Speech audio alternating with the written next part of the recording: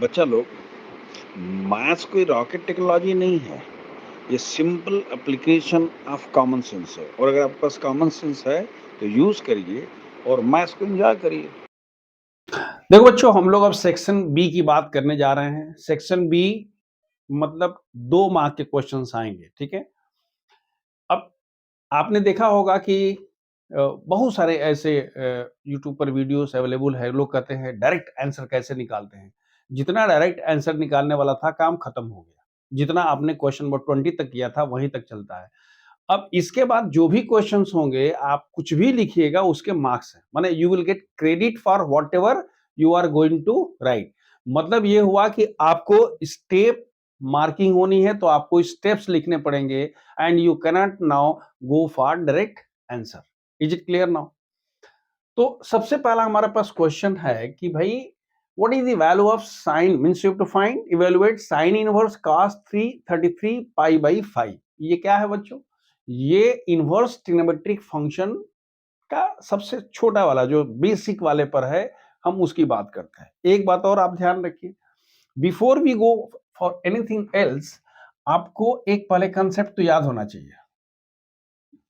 वो क्या है? आपको पता है कि sine inverse sine theta is equal to theta for every theta. थीटा के लिए कुछ कंडीशन होता है, याद आ रहा? For every theta belong to minus pi by two to plus pi by two. याद आ रहा? साइन पर sine theta is equal to theta for every theta belong to minus pi by two to.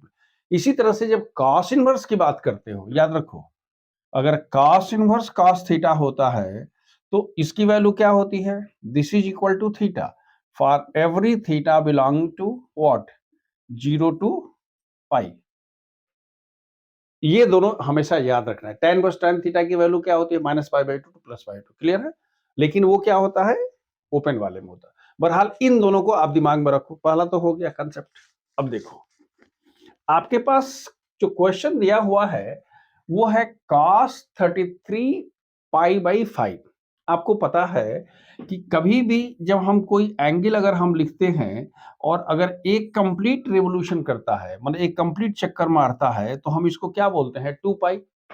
और एक बार जो revolving line complete कर लेती है, तो कोई भी एंगल हो, वो चाहे साइन हो, तो आप कहते हो साइन क्या?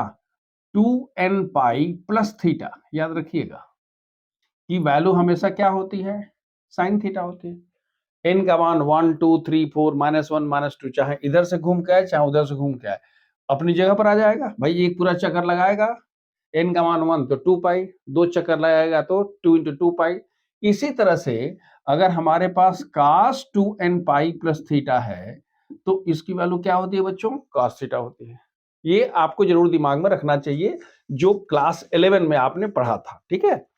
अब देखिए, हमारे पास इसको हम लिख सकते हैं, this is equal to sine inverse. पहले तो इसको लिखते हैं cos।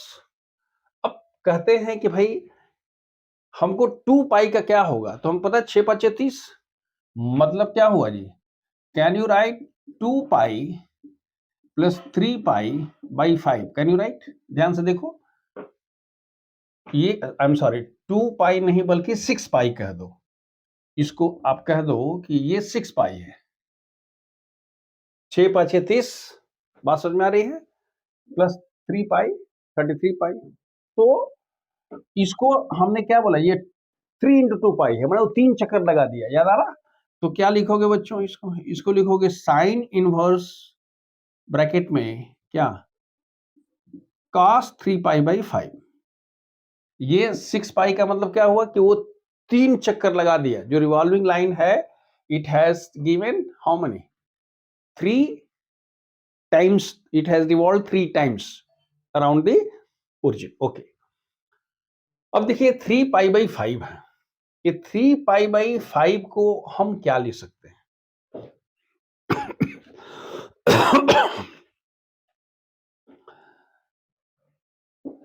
ये अगर हम पाई की बात करते हैं, पाई मतलब कितना होता है? 180 डिग्री डिवाइड बाई 5, कितना हुआ जी? 5 3 15, 5 6 30, और इसको हम कहते हैं 3 3 6 18, और देखना 108 है। 108 डिग्री। 108 डिग्री मतलब क्या जी? इसको हम क्या इतना लिख सकते हैं क्या? This is equal to sine inverse sine pi by 2 minus 3 pi by 5। आपको पता है sine pi by 2 minus theta is equal to कितना होता है जी? Cos theta. तो कॉस को हमने लिख दिया sine pi by 2 minus how much? 3 pi by 5। भाई जो सिंप्लीफाई था सिंप्लीफाई कर दिया, पाई बाई 2। अब हमारे पास पता है कि this could be written as sine inverse how much? Sine 3 pi by 5। I am sorry, इसको तो हम उतना तो था ही। बात समझ में आ रही है? ये साइन वर्स साइन खत्म हो गया, तो आप क्या लिख सकते हो बेटा? Pi by 2 minus 3 pi by 5। आपको पता है sine inverse sine theta should be equal to how much? Theta, हमने बताया है। अब जरा करके देखो, यहां पर हो जाएगा 5 pi minus 6 pi by 10 is equal to minus pi by 10। यहां तक सही है, लेकिन आपको ये जरूर ध्यान रखना पड़ेगा कि ये जो माइनस पाई बाई 10 है ये किसके बीच में आएगा? याद आ रहा? ये माइनस पाई बाई 2 से पाई बाई 2 के बीच में पड़ रहा है क्या? पढ़ तो रहा है। So here is the answer. सबसे इंटरेस्टिंग पार्ट है कि जब आप इसके आंसर की बात करते हो तो करीब करीब आपको यहां से यहां तक के लिए 1 मार्क मिलेगा और यहां से यहां तक के लिए 1 मार्क मिलेगा, जो एस मार्किंग स्कीम में दिया हुआ। हो सकता है कि अगर ऐसे क्वेश्चंस हों और बाद में लोग अगर इसको रिव्यू करेगा तो हो सकता है कि यहां तक पहुंचने का हाफ मार्क दे देगा, यहां तक पहुंचने का हाफ मार्क दे देगा, इसको करने का 1 मार्क देगा। ये भी हो सकता है, वो डिपेंड करता है जब टीम बैठती है और डिस्कस करते हैं, लेकिन ये पॉसिबिलिटी है। क्वेश्चन नंबर 21 का जो अल्टरनेटिव क्वेश्चन दिया हुआ है कि you have been asked to find the domain of sine inverse x square minus 4। सबसे पहले ये देख लीजिए कि डोमेन, ये फिर वही मैं बात कर रहा हूं कॉन्सेप्ट की। What is the domain of sine verse x? It is -1 to +1। Sine inverse x का डोमेन क्या होता है? -1 से +1। कॉस इनवर्स का डोमेन क्या होता है? -1 से +1। tan इनवर्स का क्या होता है? Set of real number. याद आ रहा? याद रखिए, डोमेन ऑफ साइन इनवर्स है, फिर डोमेन ऑफ, इसकी जरूरत नहीं है फिर भी मैं बता दे रहा हूं, डोमेन ऑफ क्या? कॉस इनवर्सेस की वैल्यू कितनी होती है? -1। एंड डोमेन ऑफ क्या? tan इनवर्सेस की वैल्यू होती क्या होता है? Real number. ये दिमाग में रखिएगा, ये इसकी रिक्वायरमेंट होगी, कभी भी हो सकती है। अब आइए, तो आपसे कह रहा है कि डोमेन ऑफ दिस वन, तो हम कहते हैं कि भाई जहां x है वहां तो ये आ गया है, तो हम कहते हैं कि रिक्वायर्ड डोमेन जो होगा वो क्या होगा? x should be less than or equal to 1 and greater than or equal to, हम कह दिया -1। ठीक है, अब हमको x निकालना, याद रखिएगा। तो हम क्या करेंगे? +4 +4 +4 कर दिया। 3 is less than or equal to x square is less than or equal to 5। आपको पता है अगर स्क्वायर रूट ले लेते हैं तो यहाँ मॉड होगा, प्लस माइनस हो जाएगा।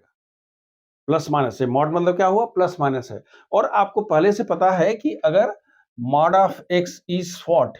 Less than or equal to a and greater than or equal to b, तो उसकी वैल्यू क्या होती है? जो बी वाला है वो सबसे छोटा हो जाता है, -b -a हो जाता है, और दूसरा क्या होता है? b। और अगर ये बड़ा हो जाता है तो दूसरा होता है। तो ये आपने ऑलरेडी इनइक्वालिटी में क्लास 11 में पढ़ चुके हैं कि इसमें क्या होता है? इसमें होता है √b। हमारी बात समझ में आ रही है? ये b and a union a and b ऐसे करके होता है, ये ऐसे क्लोज्ड इंटरवल होता है। आपने ऑलरेडी क्लास 11 में पढ़ा है, हम सिर्फ उसी को यूज कर दे रहे हैं कि भाई देखो इसका मतलब ये हुआ, तो हमारे पास रिक्वायर्ड जो डोमेन है वो क्या हो गया, ये वाला हो गया। Is it clear no? देखिए इसमें जो मार्क्स की बात करते हैं तो इसको दो पार्ट में इन्होंने कहा है, एक यहां से यहां तक हो गया, यहां से हो गया, इसका 1 मार्क होगा और इसका 1 मार्क होगा। इसका मतलब क्या हुआ कि ये जो 1 मार्क, हाँ ये पॉसिबिलिटी है कि अगर बाई चांस जो टीम बैठती है मार्किंग स्कीम वाली, वो इसको हो सकता है कि सिर्फ इतना लिखने का हो सकता है कि हाफ मार्क दे दे, बाकी का हाफ मार्क दे दे, और ये लिखने का 1 मार्क, ये पॉसिबिलिटी है, इसको ब्रेक किया जा सकता है। लेकिन क्यों? क्योंकि सबसे जरूरी तो ये है ना, आपको तो पता होना चाहिए कि भाई हमारे पास जब तक ये नहीं पता होगा कि साइन वर्स एक्स में इसका जो डोमेन होता है वो क्या होता है, -1 टू +1, तो बेसिकली यहीं say that is also a knowledge which can be क्या गिवन क्रेडिट, हो सकता है कि हाफ वहां से मिल जाए। लेकिन अभी मार्किंग स्कीम में ऐसा नहीं किया गया है, मार्किंग स्कीम सिर्फ दो पार्ट में कर दिया भाई, या तो आप ये लिखिए और फिर लास्ट में आंसर लिखिए। वो क्वेश्चन नंबर 22 है कि if a function fx is defined as fx is equal to x e to the power x, then the function you have to find the interval in which the function fx is increasing। ये function increasing है तो आपको क्या निकालना है, इसको निकालना है कि भाई उसका इंटरवल क्या होगा। देखिए सबसे पहले जरा हम लोग कॉन्सेप्ट की बात कर रहे हैं, जो नॉलेज आपको चाहिए जिसकी वजह से आप स्टार्ट करेंगे। हम कहते हैं कि अ फंक्शन इज व्हाट, कोई भी function is an increasing function if f dash x is greater than 0 and fx is, ये फर्स्ट वाला हो गया, और सेकंड क्या है, fx is a decreasing function if f dash x is less than 0। ये दो चीजें दिमाग में आपको रखनी है। एक फंक्शन किसी भी इंटरवल में अगर इंक्रीजिंग होता है तो वहां f डैश x का मान ग्रेटर देन 0 होगा। अच्छा देखो कोई नई बात नहीं है, अरे भाई ऐसे कर्व दिया हुआ है, ये टेंजेंट खींचोगे तो ये क्या होगा, ये पॉजिटिव होगा, थीटा का मान क्या होगा, एक एक्यूट एंगल होगा, तो tan of acute angle is positive. तो यहाँ जो f डैश x होता है ये ग्रेटर, तभी तो इंक्रीजिंग होगा, और ऐसे क्या होता है f डैश x की वैल्यू लेस देन 0 होती है। तो ये कंसेप्ट है या ये नॉलेज है जो आपको होना चाहिए इंक्रीजिंग डिक्रीजिंग फंक्शन के लिए। याद आ रहा? एक चीज और ध्यान रखिएगा, अगर बाई चांस मान लीजिए कि हमारे पास ऐसे कोई फंक्शन है, ध्यान से देखिएगा, a है, b है, c है, तो ये फंक्शन जो है अगर f डैश x का मान ग्रेटर देन 0 है तो function is increasing in the interval क्या है, a b। और अगर ऐसे दिया हुआ है, याद रखिए f डैश x का मान, यहाँ f डैश x का मान क्या है बच्चों, लेस देन 0 है। मतलब क्या हुआ कि ये जो b से c के बीच में ये फंक्शन क्या होगा, डिक्रीजिंग होगा। लेकिन अगर कोई पूछता है कि a से c के बीच में, तो बोलते हो कि इट इज नादर इंक्रीजिंग नार डिक्रीजिंग फंक्शन। याद रहेगा, कोई भी फंक्शन इंक्रीजिंग होगा तो f डैश का मान कीजिए उस इंटरवल में, डिक्रीजिंग का मतलब होगा तो उस इंटरवल में f डैश एस का मान लेस देन 0 हो। लेकिन अगर बाई चांस दोनों हो गया ऐसे यहां से यहां तक फंक्शन में, तो the function is neither increasing नार, ऐसा नहीं बोलोगे इंक्रीजियो डिक्रीजियो फंक्शन, ऐसा नहीं बोल सकते हो, ठीक है ना। अब देखो आपके पास पूछा है कि भाई आप बताइए कि कौन सा इंटरवल है जहां ये फंक्शन इंक्रीजिंग होगा। सबसे पहले हम f डैश एस की बात करते हैं, ये फर्स्ट फंक्शन है, सेकंड फंक्शन है, d d x of first into second minus d d x of second into first, यानी e to the power x। याद आ रहा होता ना, दो फंक्शन का प्रोडक्ट है। तो आप क्या लिख रहे हो, आप कह रहे हो कि d d x of first मतलब क्या, 1 into second function e to the power d d x of e to the power x, first कितना हुआ तो ये हमारे पास क्या है बच्चों, f डैश x की वैल्यू है। अब आप लिखते हो कि if fx is increasing then f dash x should be greater than 0। इसका मतलब ये हुआ कि e to the power x into x plus 1 should be greater than 0। e to the power x का मान कभी नेगेटिव नहीं हो सकता, याद रखिएगा, x का मान कुछ भी होगा हमेशा पॉजिटिव होता है। तो इसका मतलब ये हुआ कि x plus 1 should be greater than 0, इसका मतलब कि x should be greater than what, -1। तो x should be greater than -1 का मतलब क्या हुआ जी, हम जब इंटरवल निकालने की बात करेंगे हम ऐसे करते हैं इंक्रीजिंग फंक्शन की बात हम करते हैं तो हम ग्रेटर देन कह देते हैं, ग्रेटर देन कहते हैं, ग्रेटर देन कहते हैं। अब कंफ्यूज मत करिएगा। देखिए एक होता है इंक्रीजिंग फंक्शन, अगर इंक्रीजिंग फंक्शन है तो हम इक्वल टू लिखते हैं, लेकिन अगर स्ट्रिक्टली इंक्रीजिंग फंक्शन कह देगा तो वहां हम ग्रेटर देन या लेस देन कहते हैं। इस बात समझ में आ गया? स्ट्रिक्टली इंक्रीजिंग फंक्शन के लिए हमारे पास क्या होगा, क्या लिखना पड़ेगा? सिर्फ ग्रेटर देन या सिर्फ लेस देन होगा। इंक्रीजिंग के लिए ग्रेटर देन होगा और डिक्रीजिंग के लिए लेस देन होगा। लेकिन अगर इंक्रीजिंग के तो हम कहते हैं इक्वल टू 0, तो इसमें क्या होगा? ग्रेटर देन इक्वल टू हो गया। इसका मतलब कि x बिलोंग्स टू क्या हुआ? ये minus infinity, I am sorry -1 देखिए क्लोज इंटरवल का मतलब क्या हुआ? क्लोज इंटरवल का मतलब हुआ कि -1 इंक्लूड हो गया, और ये ऐसे का मतलब हुआ कि ये इंफिनिटी तो पता नहीं कहां जाएगा, तो ये क्या होगा बच्चों? ऐसे हमने ऐसे और ऐसे कहने का मतलब क्या हुआ कि the function is increasing in the interval -1 to infinity where -1 is included. Infinity तो कुछ होता ही नहीं है, पता ही नहीं कि क्या है। सो इस तरह से आपने कर दिया। मैं फिर बता दूं आपको, अगर इंक्रीजिंग या डिक्रीजिंग आता है, अगर मान लीजिए इंक्रीजिंग होता है तो f dash x is greater than, लेकिन अगर स्ट्रिक्टली इंक्रीजिंग बोलता है तो हम लिखते हैं f dash x is greater than 0। उस केस में फिर यहां पर क्या होता? ये क्लोज इंटरवल नहीं होता, बल्कि क्या हो जाता है? ओपन है, उस पॉइंट को छोड़ देते हैं, ठीक है ना। जहां तक इसके मार्क्स की बात आती है, अगर आप मार्क्स की बात करोगे तो अगर यहां तक कह देते हो तो ये हाफ मार्क हो जाएगा, यहां तक अगर निकाल दोगे तो 1 मार्क हो गया, और आंसर लिख दोगे तो हाफ मार्क हो गया। हमारी बात समझ में आ रही? मतलब डिफरेंशिएट करने का आधा मार्क, ये कंडीशन लिख करके यहां तक पहुंचने का 1 मार्क, और ये इंटरवल लिख देने का क्या? Half mark. मतलब अगर इंटरवल गलत भी है तो भी आपको 1.5 मार्क। कुछ नहीं करो, सिर्फ डिफरेंशिएट ही कर देते हो। तो इसीलिए बोलते हैं कि whenever you have a question, whatever you know, you do something, don't leave the question and move away, ठीक है। तो बच्चों एक क्वेश्चन दिया हुआ है कि find the maximum value of the function fx is equal to 1/4x² plus 2x plus 1। आपको पता है इसको फर्स्ट डेरिवेटिव मेथड से कर सकते हैं, सेकेंड डेरिवेटिव मेथड से कर सकते हैं, नीचे वाले को gx मान करके और उसको देख सकते हैं कि उसका मैक्सिमम या मिनिमम पॉइंट क्या है। मतलब डायरेक्ट भी कर सकते हैं बिना डेरिवेटिव के यूज करके, ठीक है। ये सभी 3-4 मेथड हैं, आपको जो कंफर्टेबल फील करे आप उसे कर सकते हैं। एक तरीका देखिए, सबसे पहले हम बात करते हैं f डैश x की। आपके पास याद है सेकेंड डेरिवेटिव मेथड? पहले f डैश x निकालते हैं, याद आ रहा? अगर हमारे पास, फिर मैं वही बात कर रहा हूं, कॉन्सेप्ट की बात कर रहा हूं।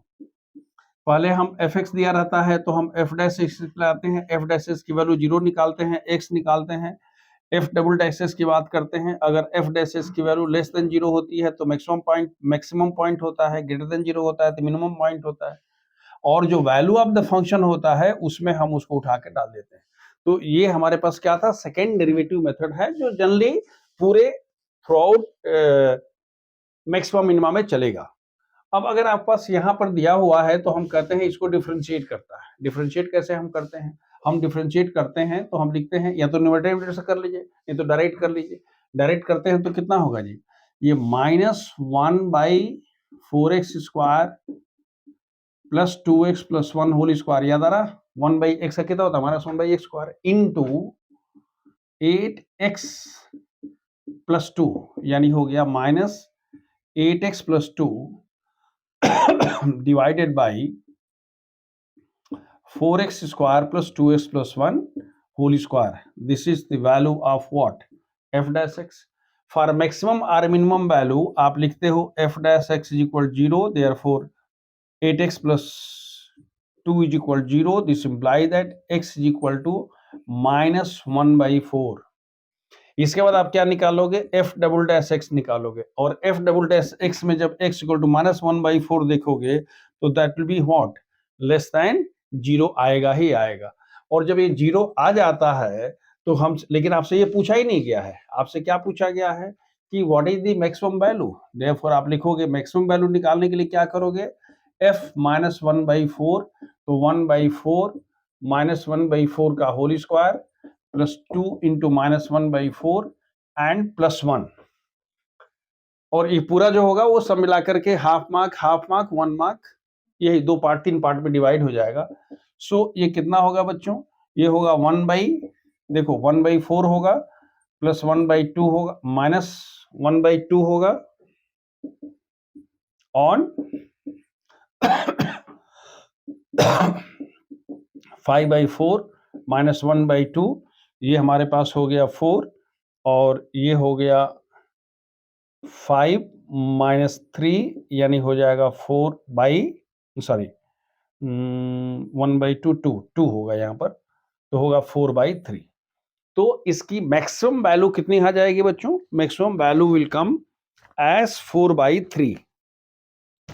maximum value will come 4/3 and the whole thing will be given in 4 part। ये जो दिया हुआ है एक बार डिफरेंशिएट याद रखो। पहले क्या करोगे? डिफरेंशिएट करने का आधा मार्क, x की वैल्यू निकालने का आधा मार्क, f XX निकालने का आधा मार्क और वैल्यू निकालने का आधा मार्क। एक तरीका तो ये हो सकता है। दूसरा तरीका इसका ये भी हो सकता था कि ध्यान से देखिएगा, जो आपको सुविधा हो वो फर्स्ट डेरिवेटिव मेथड हम सजेस्ट नहीं करते हैं क्योंकि it becomes very long, very lengthy, उतना नहीं करना है। बहुत लोग क्या करता है, इसको gx निकाल लेता है। gx का मान क्या होगा? 4x² प्लस 2x प्लस 1 हो गया। इसी का देखता है कि मैक्सिमम, तो जो याद रखिए, जो डिनोमिनेटर का जो मैक्सिमम होगा वो न्यूमरेटर का मिनिमम होगा और जो डिनोमिनेटर का मिनिमम होगा वो मैक्सिमम होगा। तो इसकी वैल्यू तो वैसे भी निकाल सकते हैं। अगर आप इसको सिंप्लीफाई करके देखना चाहते हैं तो 4 को कॉमन कर लीजिए, तो x² प्लस 1/2x प्लस 1/4, जरा परफेक्ट स्क्वायर करिए। x² plus 2 into x into 1/4 plus 1/4 का whole square and plus 1/4 minus 1/16, तो ये कितना होगा? 4 टाइम्स x प्लस 1/4 का होल स्क्वायर एंड प्लस ये देखिए कितना हो रहा है 16 का मतलब क्या हुआ? ये 16 है, 16 का मतलब हो गया 4, that is how much? It is 3/16, यानी ये होगा 4x1 प्लस 4 का होल स्क्वायर एंड प्लस 3/4। ये याद रखिएगा, ये जीएस की वैल्यू है। इसकी वैल्यू अगर हम चाहते हैं मिनिमम करना तो ये वैल्यू 0 हो जाएगी। 0 से इसकी वैल्यू कम नहीं हो सकती है। क्यों? क्योंकि स्क्वायर दिया हुआ। ठीक है, तो अगर gx की जो मिनिमम वैल्यू होगी तो उसके लिए ये 0 हो जाएगा, लेकिन ये वैल्यू इसको कुछ नहीं कर सकते हैं। तो what is the minimum value of gx? 3/4। So what is the maximum? याद रखिए, gx की मिनिमम वैल्यू कितनी हो जाएगी? 3/4। Therefore fx is equal to 1/gx। तो fx की मैक्सिमम वैल्यू कितनी हो जाएगी? 4/3। ये भी एक करने का तरीका है जो कि अनयूजुअल तरीका है। देखिए क्वेश्चन यह हुआ कि company can makes maximum profit if the profit function is this where x is the number of units and p is the profit. ये क्वेश्चन दिया हुआ, सीधी सी बात है, वही जहां fx है, या जिस कह सकते हैं कि इस fx को हम लोग fx लिख रहे हैं लेकिन fx नहीं होना चाहिए, शायद px है। इसको हमने कह दिया कि ये प्रॉफिट फंक्शन है और ये px है। बस इतना ही फर्क है कि वहां fx होता है, यहाँ px होता है। सबसे पहले आप p-x निकालेंगे तो कितना होगा जी? 42 माइनस 2x हो गया। हम लिखते हैं फॉर मैक्सिमम और मिनिमम पॉइंट, फॉर मैक्सिमम, ये नहीं तरीका होता है जी। हम लिखते हैं फॉर, या डायरेक्ट भी कर सकते हैं, मैक्सिमा और मिनिमा। क्या निकालते हैं बच्चों? f-x should be equal to 0, यानी 42 minus 2x is equal 0, therefore x is equal to 21। ये तो निकल गया। अब ये मैक्सिमम होगा मिनिमम होगा, वो कैसे डिफाइंड होगा? हम आप निकालते हैं। नाउ मैक्सिमम क्या डिसाइड करेगा? p-x का मान कितना होगा जी? -2। तो हम कह सकते हैं कि p-x at 21 is equal to -2 ही होगा, विच इज लेस देन 0। मतलब ये हुआ कि therefore px is what? Maximum at x is equal to minus how much? x is equal to 21। याद रखिए, x is equal to 21 पर ये क्या हो गया? ये मैक्सिमम हो गया। जरा इसका मार्किंग स्कीम देखते हैं लोगों ने कैसे दिया है। मार्किंग स्कीम में इन्होंने कहा है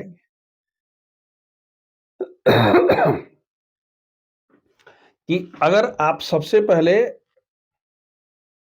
डिफरेंशिएट करके यहां तक कर लेते हैं तो इसकी वैल्यू यहां से यहां तक आपको मिलती है हाफ मार्क, और x इज इक्वल टू 21 निकाल लेते हैं तो इसके लिए मिलता है हाफ मार्क, और the value of the profit that is क्या, कितना प्रॉफिट होगा मैक्सिमम प्रॉफिट के लिए, याद रखिएगा हम कह सकते हैं कि what is the maximum profit.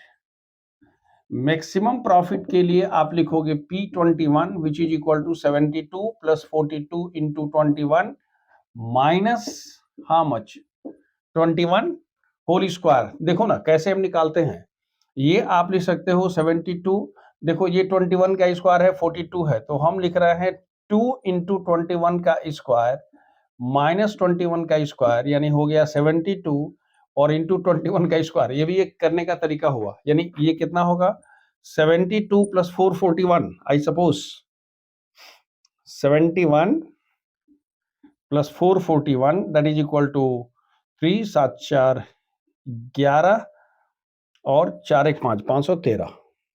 बिल्कुल सही। आपने समझा हमने क्या किया, मैं कह रहा था कि ये जो 42 इंटू 21 था उसको हमने 2 इंटू 21 स्क्वायर कर दिया, ये 1 21 स्क्वायर है, 21 स्क्वायर कॉमन हो गया, होगा ना 221 होता है 2x minus x is equal to क्या होगा जी x, इस तरह से हमने कह दिया 5। So what is the maximum profit, तो अगर मैक्सिमम प्रॉफिट निकाल लेते हैं तो इसकी वैल्यू होती है 1।